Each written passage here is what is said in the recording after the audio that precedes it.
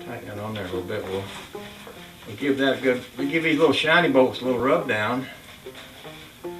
Make them look pretty, and then we'll put them back on that with that fresh new coat of varnish on that, and the little bird's eye maple showing through. And got that little washer underneath it there all prettied up. Lordy mercy. If somebody else don't want to buy the banjo, I'll be happy keeping it when it looks as good as it's going to look when I get through with it. So maybe this is what I'll do. Maybe this is what I'll do after I retire, is just in the wintertime sit up here in the cabin in the snow and polish up my old banjos and put new heads on them and clean them up and tune them up and play them a little bit and sell them. See if I can't make, you know, the thing is with shipping and all, it's hard to make any money because you have to pay so much to get something shipped back and forth to you, but I talked about that the other day. I don't need to get into that again. Oh, it's always a struggle, ain't it? That looks good. Oh, that's looking good. Oh, I meant to put them in a different container. I guess it don't matter. I meant to put them in this jar. Well, if I put more in there, I'll pull them out later. That's working out okay. So after I get through shining them up here, I'll pull them all out and get me a dry rag and wipe all the water off them and set them out and let them get dry and all. That'll be great. So what was I talking about? Y'all remember? Was it anything important? Anything I need to go back to?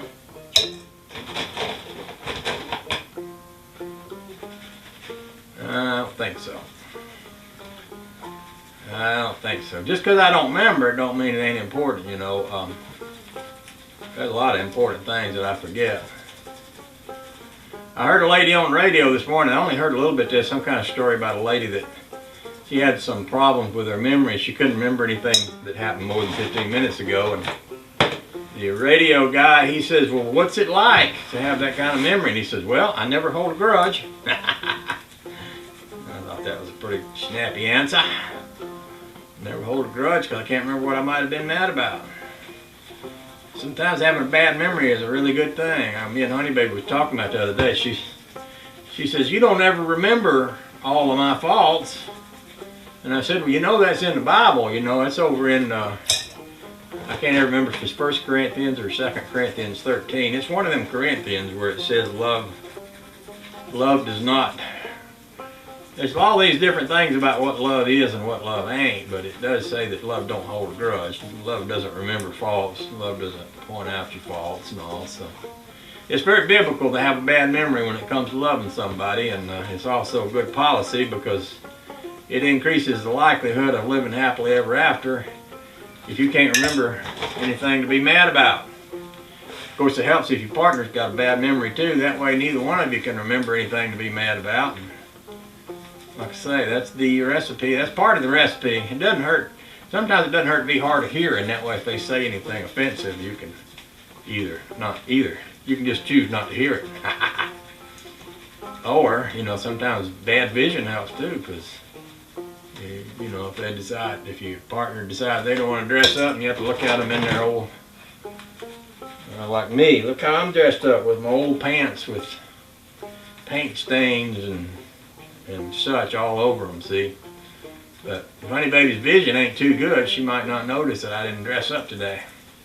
That might work toward that might be a part. You know, there's a lot of things I've thought about in my older age that could go toward making a happy marriage, and most of them don't have anything to do with most of the things that most marriage counselors tell you, you know.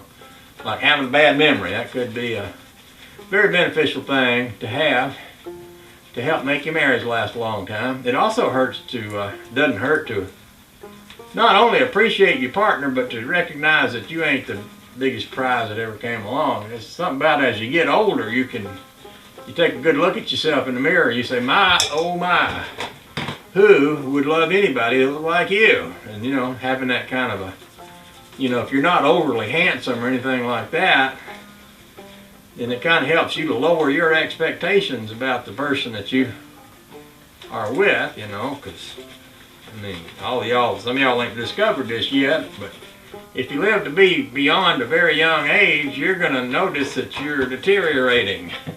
you're not gonna be as pretty as you once was.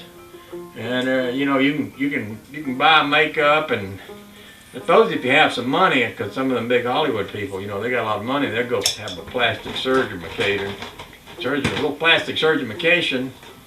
to try to pull up all the pieces, you know, and put everything back in place. What's that woman's name? Used to tell jokes about her husband, used to call her husband Fang. Used to be on Johnny Carson's show all the time. Phyllis Diller. She used to say, she's talking about movie stars, she'd say, she's had so many facelifts, there ain't nothing left in her drawers. She was pretty funny. I think she's gone now.